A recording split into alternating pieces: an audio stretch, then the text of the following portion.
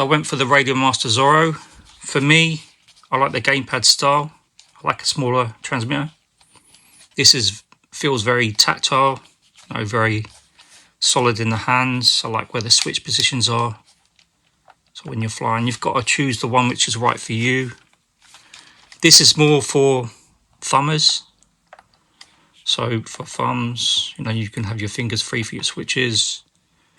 I did used to do a hybrid, so like so. So you probably still could do that. So this uses two 18350 batteries, which are behind here. You can plug in a 2S LiPo or 18650 pack, so you don't have to buy those. I would suggest if you're using ELRS, the long range, which goes up to 1 watt, you probably will need that extra pack anyway. So battery life with the 4-in-1 module is between 5 and 6 hours from what I've read. And for the ELRS module, it's around 1.5 to 2 hours. So the advantage of having this is obviously Hall effect gimbals, not these cheap potentiometers like you get with these. Range is going to be improved. With these you can get dropouts. The button layout with these is terrible for your modes. And you've got that annoying 1-minute timer. I don't mind the SU35. The gimbals are obviously not the best, but the layout is excellent. I like flying with this one. And obviously the Keedy 580 uses this type of small box style.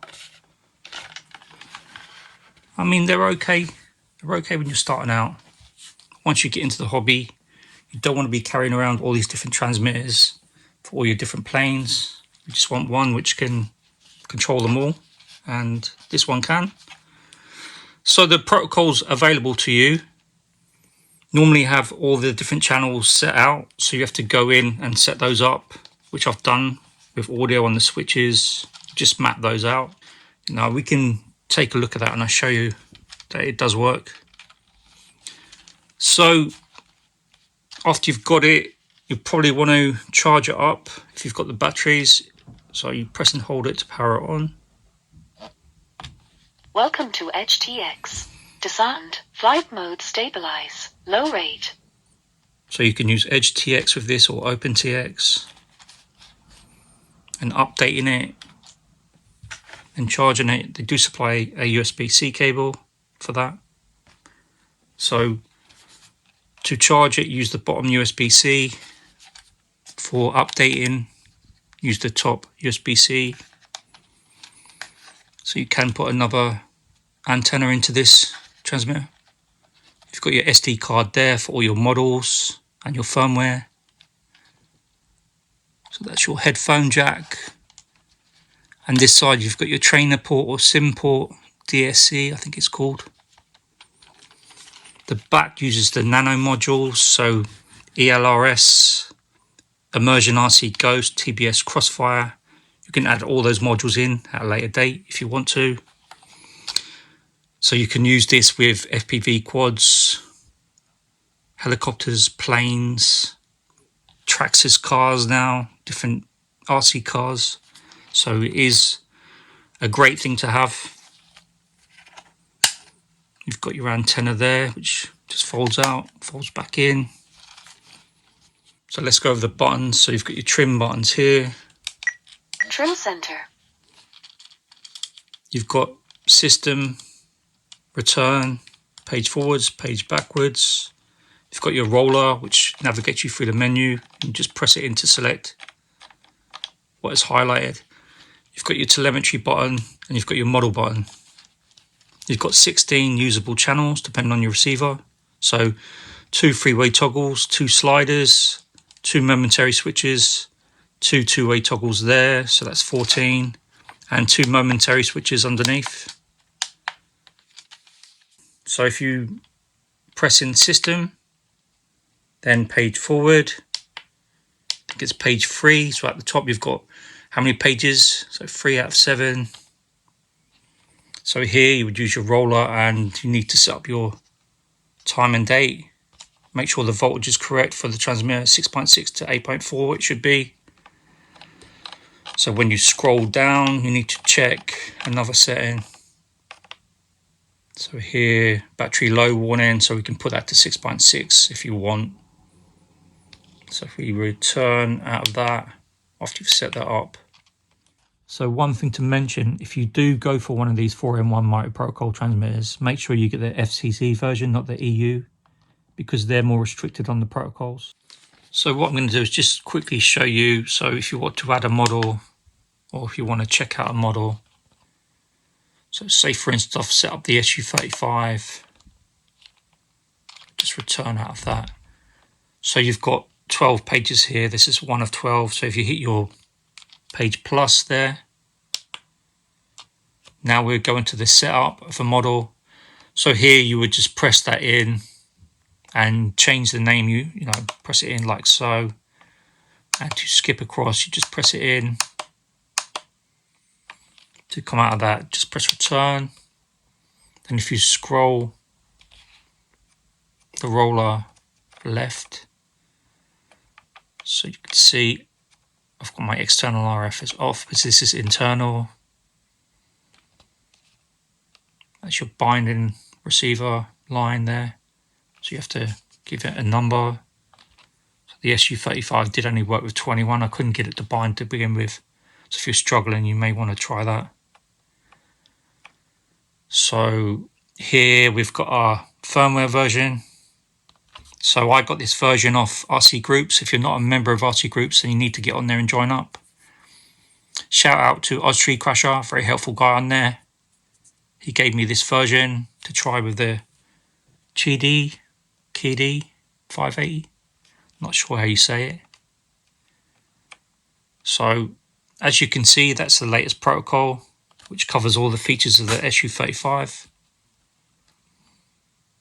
And if you want to change that, you just press in your roller. You've got an older version there for the SU35, but it doesn't cover all the inverted and the lights, which the new one does. So you would just go to the type receiver, press your roller in, go right, go down, go to SU35, press return. So within your model setup, if you want to set a timer, as you can see, just go down to use your roller. This roller lets you fly through all these menus. Press it in, have it on. You can have to start straight away. Set with the throttle, percentage. So that's different settings. And you can go down, change your time here. Persist, you can turn that off. Every minute, we'll turn that off. You can go from voice to haptic, so vibration. So various different options there.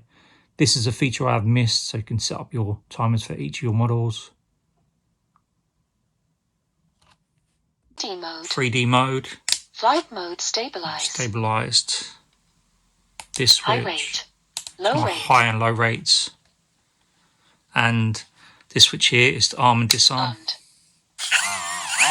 Disarmed. Obviously it's disarmed now.